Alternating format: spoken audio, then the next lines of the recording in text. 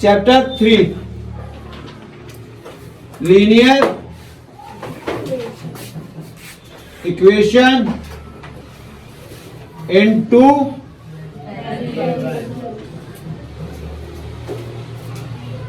देखो भाई बच्चों, बड़े ध्यान से सुनना मेरी बात। हमने चैप्टर 1 और चैप्टर 2 कंप्लीट कर लिया, ठीक है। चैप्टर 1 रियल नंबर, और रियल नंबर में भी बस दो ही चीज आपको रीड आउट करनी है। एक तो इरेशनल कैसे प्रूफ होता है वो मैंने करा दिया, और दूसरा एचसीएफ और ये तो पहले चैप्टर का काम था।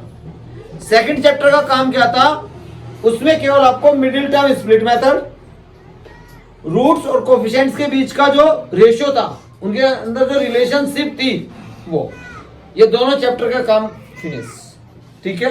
उसका रिवीजन हम फिर कभी कर लेंगे। अब आज हम नया चैप्टर स्टार्ट करने जा रहे हैं, चैप्टर 3, ठीक है।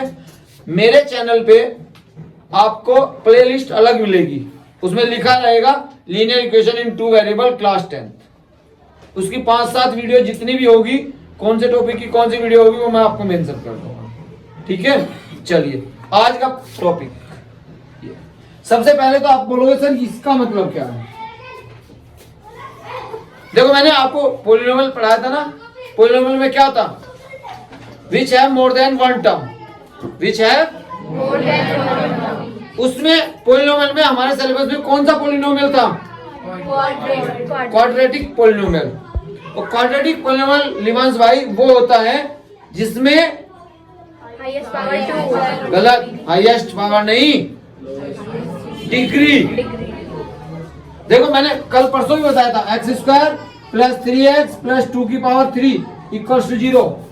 ये क्वाड्रेटिक इक्वेशन है या नहीं है? नहीं है। देखो ये मैंने बता दी नहीं है, मतलब है। ये इसलिए बता दी 2 की पावर 3, लेकिन ये तो कांस्टेंट की पावर है, तो इसको नहीं कंसिडर करते हम कंसिडर किसको करते हैं, वेरिएबल की पावर को। तो वेरिएबल की पावर मतलब x, और उसकी भी हाईएस्ट पावर। देखो वेरिएबल की पावर 1 भी है और वेरिएबल की पावर 2 है, तो किसको लेते हैं बहन, हाईएस्ट को। तो इसकी डिग्री है 2। डिग्री कितनी है इसकी भाई विशु, तो it will be a quadratic polynomial, ठीक है। जो हमारा चैप्टर नंबर 4 है ना, उस चैप्टर का नाम कभी इंडेक्स में जाकर रीड आउट करना, क्वाड्रेटिक इक्वेशन। तो उसमें हम इसी टाइप की इक्वेशंस के बारे में पढ़ेंगे, वो क्या होगा कैसे होगा उस चैप्टर में देखें। हमारा आज का है लीनियर। लीनियर का मतलब वो इक्वेशन जिसकी डिग्री 1 हो। डिग्री बोले तो highest power of the variable is 1। इस टाइप का क्वेश्चन आप इस चैप्टर में पढ़ोगे नहीं, पढ़ेंगे बिल्कुल भी नहीं पढ़ेंगे। इसमें कैसा पढ़ोगे, 2x प्लस 3 इक्वल्स टू 0। इसमें हाईएस्ट डिग्री कितनी है बहन, 1। तो that will be linear equation, that will B ये क्लियर हुआ लीनियर इक्वेशन होती क्या है, क्लियर हुआ बहन। लीनियर इक्वेशन कौन सी होती है भाई साहब, हाईएस्ट डिग्री नहीं यार, डिग्री 1 हो, या फिर highest power of the variable, highest वो 1 हो, ठीक है। हाईएस्ट डिग्री का कोई मतलब थोड़ा है, डिग्री तो डिग्री है, ठीक है अनमोल। चलिए आगे पढ़े। 2 वेरिएबल क्या है भाई, 2 वेरिएबल मतलब 2 वेरिएबल होनी चाहिए। यहाँ पे वेरिएबल कितने हैं बहन, 1। तो इस टाइप की इक्वेशन आप इस चैप्टर में रीड, इसमें कैसे करोगे, डिग्री 1, वेरिएबल कितने निशा, 2। ठीक है, लीनियर इक्वेशन हो गई, 2 वेरिएबल में हो गई। चैप्टर का नाम पता क्या है, pair of linear equation in 2 variable. तो पेयर का मतलब 2 इक्वेशन पढ़ोगे आप। तो आपको एक ही क्वेश्चन में एक साथ में कितनी इक्वेशन देगा, 2। एक और इक्वेशन ऐसे लिखी रहेगी जो भी है। सुन, तो मैंने एक एग्जांपल लिखा है, समझ आया। सबसे पहले तो चैप्टर का मतलब क्या है वो समझ आया, लीनियर इक्वेशन इन 2 वेरिएबल। इससे आगे चले गए प्लीज डस्टर, ये अरबों की संपत्ति है मेरी। देखो अरे तुम्हारे अरबों की संपत्ति है, ध्यान दो। अब पढ़ा ले हम। देखो बेटिया थोड़ी सी बातें याद रखना, जो क्वाड्रेटिक होता है ना उसका ग्राफ कभी भी स्ट्रेट लाइन नहीं है। उसका ग्राफ कैसा होगा उसकी बात हम बाद में बात करेंगे 11th क्लास में, 12th क्लास में, उसके हायर क्लासेस में। हमारे सिलेबस में कौन सी इक्वेशन है? लीनियर। तो एक तरह दिमाग में बात सेट कर लो, यदि कोई लीनियर इक्वेशन है ना तो उसका ग्राफ कैसा होगा? Straight line. उसका ग्राफ कैसा होगा विजय? Straight line. हमने क्लास 9th में चैप्टर 4 था ना, उसमें ग्राफ बनाना मैंने सिखाया था, आप शायद कुछ बच्चे भूल गए। ठीक है, मैं एक बार और रिवाइज कराता हूँ। कोई भी क्वेश्चन, सपोज फॉर एग्जांपल, देखो टाइम जरूर तुम्हारा थोड़ा सा लगेगा बट क्लियर हो जाएगा। ठीक है, अदरवाइज अगर मैं इसको ना भी पढ़ाता तो भी काम चल जाता। कोई बात नहीं, लगने दो, टाइम तो बहुत है अभी। 2x + 3y = 6। हमको क्या करना है लिवांसिस के साथ? कुश्ती। और क्या करनी है बे? एक्स की जगह कोई भी पुट कर दो, लिवांस रख दो x की जगह। आपको इसका ग्राफ बनाना है। क्या बनाना है? ग्राफ बनाने के लिए सबसे पहले टेबल बनाते थे, बताया था ना मैंने। क्या बनाते थे? टेबल। ये बना लो टेबल। यहाँ पे x और यहाँ पे y। अगर ये वेरिएबल x और y की जगह a भी होता, u भी होता, s और t होता, मतलब कुछ भी वेरिएबल होता बेटिया, वही नाम आप यहाँ पे मेंशन करते हैं। ठीक है, यहाँ पे x y है तो मैंने x y मेंशन कर दिया। Clear man? अब x की जगह क्या रखो? नहीं, कुछ भी नहीं। कुछ भी रखने से काम चल जाएगा, लेकिन कुछ तो मेरी बात मान लिया तो नहीं, काम तो आसान हो जाएगा ना। ठीक है, कुछ भी रख सकते हैं बेटा, नो डाउट, उससे भी लाइन बन जाएगी, लेकिन पहले बेसिक स्टेप समझो। ठीक है दक्ष, तो सबसे पहले कपिल सर ने क्या बोला था? x की जगह 0। ये 0 ही क्यों रख रहे हैं, इसका कारण मैं 5 मिनट बाद बता दूं। ठीक है, अभी थोड़ा सा याद रखो। देखो बचपन में ना आपको कुछ चीजें रटाई गई थी, आपको 5 का टेबल रटाया गया था, समझाया गया था, बताओ आज। बाद में वो समझ आ गया ना कि भैया 5 की 4 में मल्टीप्लाई करके 20 कैसे आया। फर्स्ट क्लास में किसी बच्चे को समझाए तो कुछ चीजें पहले तुम रट लो, फिर मैं तुम्हें 10 साल लगे ना समझने में 5 का टेबल, और 14 साल लगेगा। मैं केवल 10 मिनट बाद आपको समझा दूंगा कि आपने x की जगह 0 ही क्यों रखा था। ठीक है बेटा गोरी, x की जगह क्या रखो? 0। x की जगह जब 0 आप यहाँ रखोगे तो 2 × 0 3y = 2 × 0 2 2 × 0 0। झूल क्यों रही है, चेयर तोड़ेगी क्या? 0 + 3y = 6। 0 में 3y जोड़ कितना हो जाएगा बेटा? 3y। वेरी गुड, यहाँ तो लिवांश भी पढ़ा लिखा है। 3 कहाँ जाएगा इसके? अपॉन में। y की वैल्यू कितनी आएगी? 2। नहीं समझा भाई? सत्यम, अब बेटा x की जगह 0, अब ये लड़ेगा त्यागी जी है, ये कहेगा आपने x की जगह 0 क्यों रखा, y की जगह भी तो 0 रख सकते हैं। आपकी बात मान तो इसकी बात मान लेते हैं हम तो y की जगह 0 रख लेते हैं। देखो सबकी बात माननी चाहिए, क्यों दक्ष? y की जगह क्या रखो? तो 2x + 3y की जगह 0 = 3 × 0 0, तो 2x = 6। ये 2 कहाँ जाएगा इसके? अपॉन में। x की वैल्यू 3। ना समझ आया? आ गया। x की वैल्यू 3। अब क्या करेंगे आप? अब आप बोलोगे सर ये आपको मिल गए कोऑर्डिनेट। ये क्या मिल गए? कोऑर्डिनेट। ये पहला कोऑर्डिनेट क्या है? 0,2 और दूसरा बिटिया 3,0। ठीक है, अब देखो मैंने 0,2 क्यों लिखा, 2,0 क्यों नहीं लिखा? क्योंकि पहले x नहीं तो मैंने पढ़ाया था ना, इसलिए पढ़ा। पहला x दूसरा y। ठीक है, ये फिक्स होता है। ग्राफ बनाए, देखो थोड़ा सा रट लेना, जो लेटी हुई लाइन होती है ना वो एक्सेस हाँ, अंग्रेजी में क्या कहते हैं इसको? Horizontal. हॉरिजॉन्टल एक्स एक्सिस तो मैथ्स में कहते हैं। एक्स एक्सिस किस में कहते हैं? मैथ्स।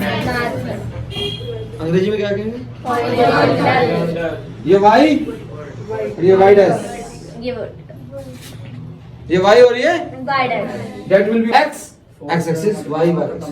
ओरिजिन, भाई सुन लो बेटा प्लीज। ओरिजिन की डेफिनेशन बड़े ध्यान से समझना। देखो आप लोग ना यहाँ ओरिजिन लिखते हो, अगर कोई आपसे टीचर पूछ ले समझदार सा ओरिजिन क्या होता है, क्या बताओगे आप? जहाँ 2 लाइन कट कर रही है, 2 लाइन, ये भी चलेगा। और मैं बताऊं बहुत अच्छी definition, when 2 line intersect at 90 degree then that point is known as origin. जब दो, देखो भाई ने भी कहा था ना 2 लाइन जहां इंटरसेक्ट करे वो ओरिजिन नहीं, इनके बीच में 90 डिग्री है, नहीं है। ओरिजिन 2 लाइन के बीच में जब 90 डिग्री एंगल पे वो इंटरसेक्ट करे that point, intersecting point is known as origin. ठीक है। और ओरिजिन के कोऑर्डिनेट x की वैल्यू भी 0 बहन और y की वैल्यू भी 0। ठीक है विशु, तो यहाँ पे समझ आया सत्यम? भाई तुम ये मत सोचा करो वीडियो बन रही है, जिसको जो क्वेश्चन पूछना होगा पूछ लिया करो। ठीक है, इधर मार्क करेंगे इक्वल इक्वल डिस्टेंस पे 1 2 3 4, इधर माइनस का, ऊपर प्लस का, नीचे माइनस का। नहीं समझ आया? आ गया पहली चीज जरा ध्यान देना, क्लास 9th का याद है ना?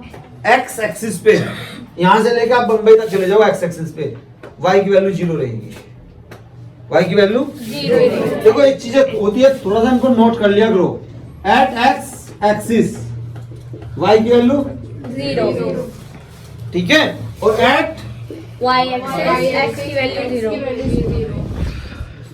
तो मैंने x की जगह 0 क्यों रखा था?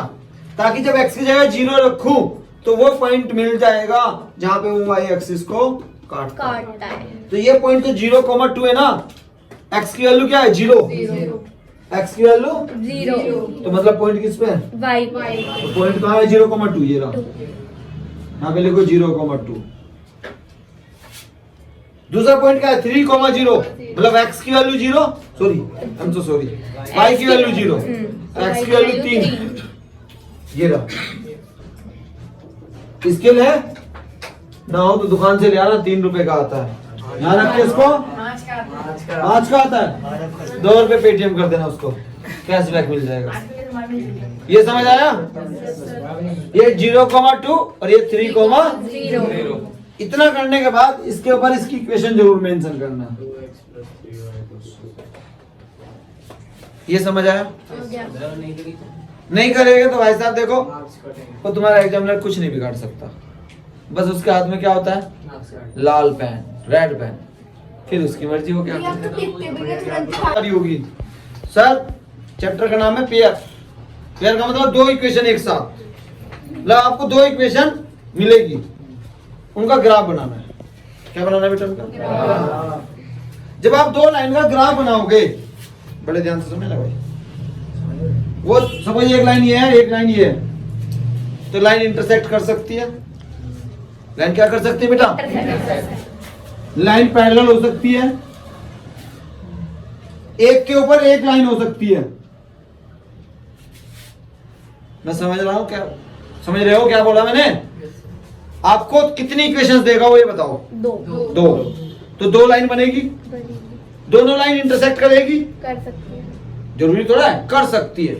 2 लाइन इंटरसेक्ट कर सकती है, 2 लाइन पैरेलल हो सकती है, एक के ऊपर एक हो सकती है। क्या इससे अलग कोई चौथा केस बन सकता है? इससे अलग कोई चौथा केस बन सकता है? मैंने तो आज तक नहीं पढ़ा। ना बन सकता, पढ़ोगे कैसे भाई? 2 लाइन है, या तो काटेगी या पैरेलल भागेगी या एक के ऊपर। अब आपको मैं यहाँ 2 इक्वेशन लिख के दे रहा हूं, जरा ध्यान देना भाई। 2x + 3y = 10, x - y = 5। और मैं आपसे पूछ रहा हूं बेटा बताओ ये लाइन कैसी है? इंटरसेक्टिंग, पैरेलल या कोइंसिडेंट? इसको हम क्या कहेंगे? Intersecting, that will B. इस चैप्टर का सबसे इंपॉर्टेंट पार्ट पढ़ा रहा हूं पहली क्लास में, ठीक है। कैसे बताओगे? अब आप कहोगे सर नहीं, ग्राफ बनाएंगे। क्या बनाएंगे? ग्राफ बना के यदि लाइन ने काट दिया तो कह देंगे इंटरसेक्टिंग है। लाइन पैरेलल हो गई तो, और लाइन एक के ऊपर एक आ गई, हमने कह दिया ग्राफ नहीं बनाना। क्या नहीं बनाना? तो भैया फिर कैसे बताएं? सुन जाओ, जैसे चैप्टर 2 में आपने सम ऑफ रूट्स निकाला था, चैप्टर 2 में आपने सम ऑफ रूट्स निकाला था कैसे? माइनस बी बाई ए से, alpha plus beta equal to minus B by A. उसमें आपने मिडिल स्प्लिट करके अल्फा बीटा निकालना कोई जरूरी नहीं है, आप डायरेक्ट फॉर्मूले से निकाल सकते हैं। इसका भी फॉर्मूला, ठीक है। एक्सप्लेन करें? जरा ध्यान देना, इसको मैं थोड़ा सा एक बार इरेज कर देता हूं।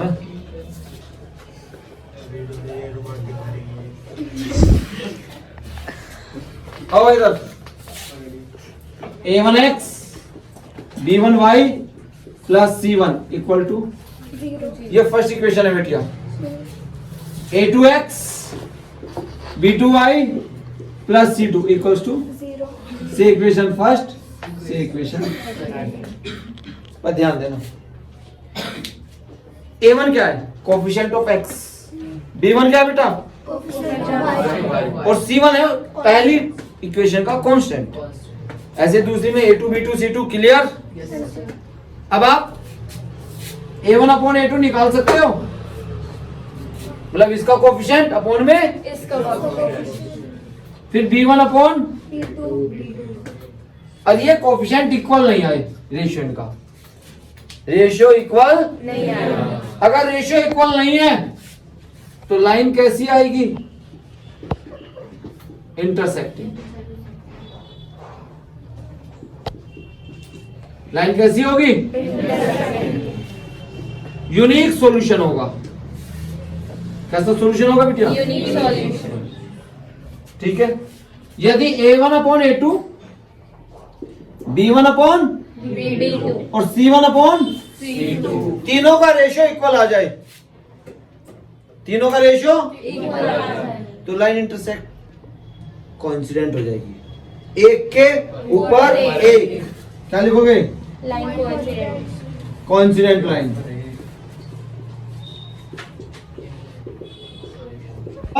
नहीं है। देखो पहले वाले केस में तो एक भी इक्वल नहीं था, दूसरे वाले में तीनों इक्वल है, तीसरे में पहले तो इक्वल है सत्यम, तीसरे वाला इक्वल नहीं है। इसमें क्या होगी? लाइन पैरेलल लाइन से। नो सॉल्यूशन, कोई सॉल्यूशन नहीं है। इन दोनों को हम एक नाम और देते हैं, कंसिस्टेंट। क्या नाम देते हैं बेटा? इनका नाम हो कंसिस्टेंट, ठीक है। और इसको क्या कहते हैं? इनकंसिस्टेंट।